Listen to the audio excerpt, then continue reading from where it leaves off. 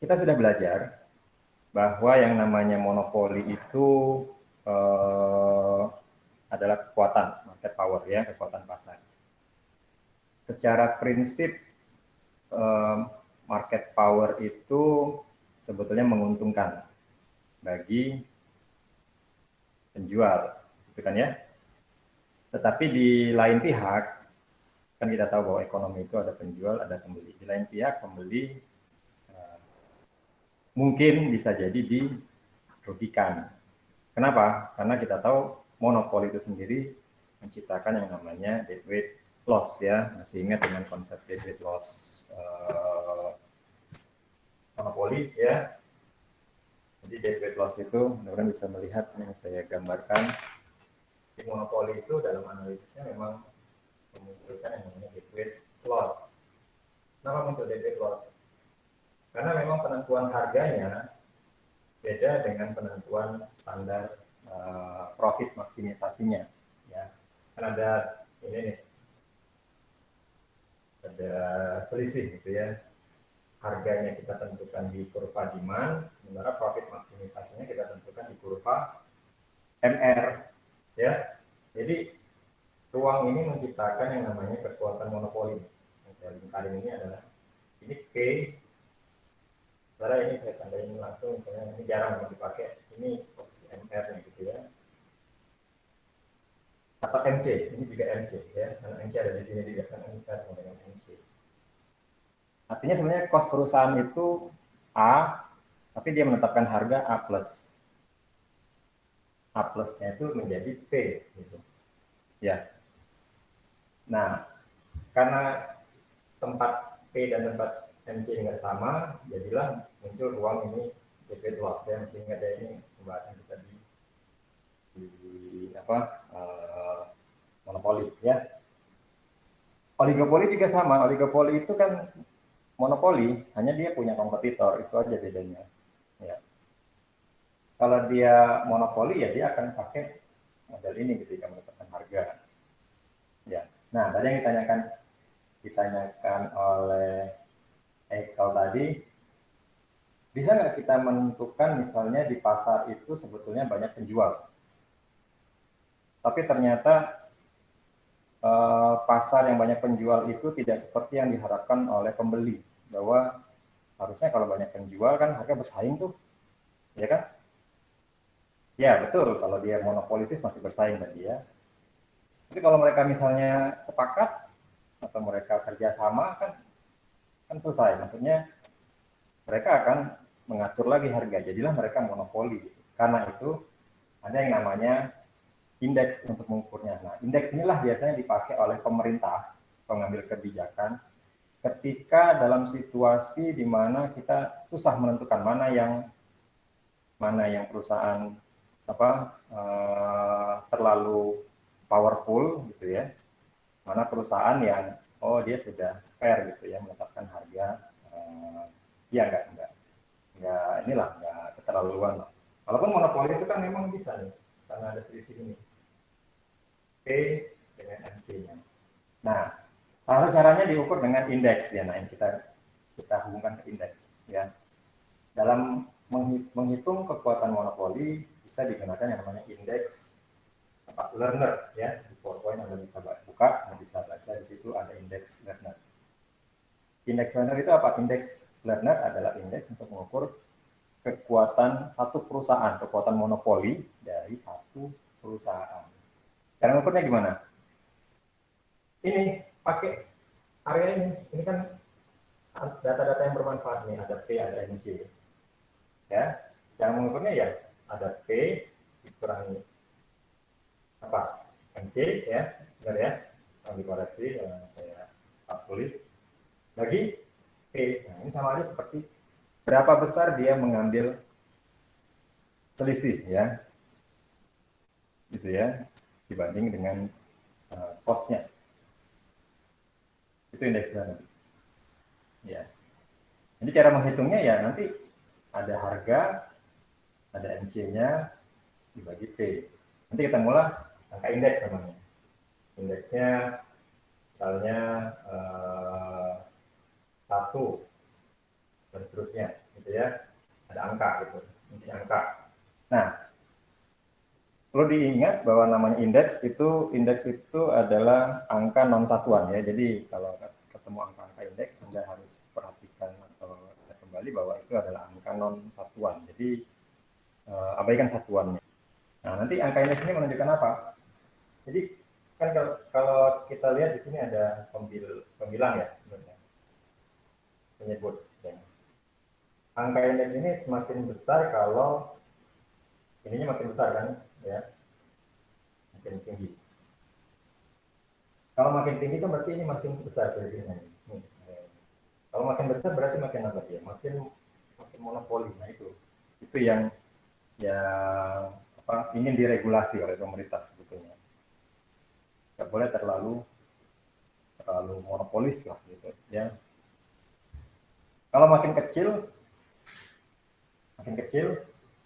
ininya jarak ini, tapi dia makin tidak monopolis gitu kira-kira. Nah, masih ingat Anda di persaingan sempurna apa rumusnya? P itu sama dengan MC kan, ya, dengan MR kan gitu. Tapi kalau di persaingan sempurna, kalau kita masukkan ke situ berapa tuh nilai rata-ratanya? 0 kan gitu ya, 0. Jadi persaingan sempurna itu indeksnya paling, learnernya paling kecil, 0 kan gitu kan. Nah kalau di P dikurangi MC, P-nya sama dengan MC kan, P dikurangi P gitu, 0. Nah kalau dia makin monopoli berarti makin besar. Berapa yang dia nanti paling monopolis ya sebesar-besarnya, tidak ada batasan. Nanti mungkin bisa aja tak hingga kan gitu, tapi ya jarang. Nah, kapan pemerintah nanti akan mengatur? Biasanya nanti pemerintah punya regulasi aja, tinggal ditentukan pada angka berapa yang dianggap sudah monopolis gitu. Mau pakai 100 silakan, nggak apa-apa, nggak jadi masalah. Gitu. 10 saja sudah monopolis ya monggo, itu aturan pemerintah ya, itu sekarang sudah masuk ke ranahnya policy kebijakan. Jadi pengaturan itu tidak perlu lagi pakai rumus hanya untuk angka toolsnya ya, perantaranya. Nanti begitu dapat angka, silakan pemerintah mau pakai angka berapa yang ditentukan sebagai monopolis gitu. Itu pakai learner ya, kalau pakai learner. Nah, Anda tahu juga di buku di PPT juga ada sebetulnya learner itu juga bisa dihitung dengan bukan pakai apa MC, tapi pakai elastisitas ya, ada ya, bisa ya. Elastisitas apa harusnya 1/K kan gitu ya. Nah, Anda ingat apa, elastisitas itu kan nilainya dari berapa tuh? Sama dari mulai 0 sampai tak hingga gitu ya. Kalau dia 0 itu biasanya untuk yang apa tuh? Nilai elastisitas yang 0 itu yang inelastis ya, betul ya? Gitu kan? Kalau E-nya 0 berarti 1/0 berapa? Tak hingga. Nah itulah berarti makin inelastis dia makin monopolis gitu. Ya. Makin dia elastis itu elastis sempurna katakanlah. Berapa tuh E-nya? Yang besar kan? Elastis sempurna itu malah apa? Tak hingga kan? Ya. Makin berarti L-nya 0 ya. Bisa pakai itu. Indeks Lerner. Nah, ada satu indeks yang kedua namanya indeks Herfindahl. Kalau saya share itu ada, Anda bisa baca Herfindahl Index. Sama seperti Lerner, dia indeks, angka yang dia nilainya ukuran. Indeks Herfindahl gimana cara mengukurnya? Lebih gampang lagi sebetulnya. Kalau Lerner pakai harga, kalau Herfindahl tidak perlu tahu harga. Kalau harga kan harus survei, riset pasar tadi kan. Itu ya, betul. MC ini pun kita nggak tahu, pemerintah nggak tahu kalau nggak betul riset atau survei langsung nanya ke perusahaan. Boleh bisa ditanya data ini ke perusahaan, saya rasa ya harus mau perusahaan karena untuk legalitas kan pasti. Kalau Herfindahl dia pakai market share. Nah, nanti market share itu tinggal diukur. Market share itu bagus ya. Jadi karena Herfindahl pakai market share dan nggak perlu gambar ini, jadi saya hapus gambar ini. Kalau Herfindahl itu market share-nya market share-nya dikuadratkan, ya. SN misalnya. S itu artinya market share, ya, share gitu. S1 apa? Perusahaan pertama, S2 perusahaan kedua. Jadi kalau kata Michael, 4 perusahaan boleh ditulis S1, S2, S3, S4, plus S titik-titik SN. Kuadrat, ya, dikuadratkan. Ya, market share ini sebenarnya ukurannya persentase, ya, persen. Kalau satu perusahaan menguasai satu pasar secara semuanya gitu, maka dia dikatakan mengambil 100%, itu aja, ya, 100%. Kalau ada dua oligopoli, duopoli, ya, mereka bagi dua dan sama besar, berarti mereka 50-50%. Itu. Kalau ada 4 sama besar dan hanya mereka berempat dan sama kekuatannya, jadi kira-kira mereka membagi berapa? 25%. Nah, gimana cara mengukur indeks ini? Karena rumusnya S kuadrat kan tinggal, nah kita ambil angka ininya aja. Misalnya Anda boleh abaikan, ya. Misalnya jangan dipikirkan. Misal dia monopoli tadi, monopoli satu perusahaan. Share-nya berarti 100% kan? 100 kuadrat. Berarti nilainya berapa? 10.000. Nah, artinya apa? Berarti monopoli itu Herfindalnya adalah yang maksimal 10.000. Ya, gitu. Kalau dia duopoli, Pak, tinggal bagi dua, berarti 50 kuadrat plus 50 kuadrat berapa? 50 kuadrat baru tuh 2, gitu ya, 25 jumlah 5.000, ya, gitu kan, dan seterusnya, ya. Bertiga misalnya boleh, nggak apa-apa, misalnya kan koma nggak apa-apa, di ini aja 33%, ya, 33,3%.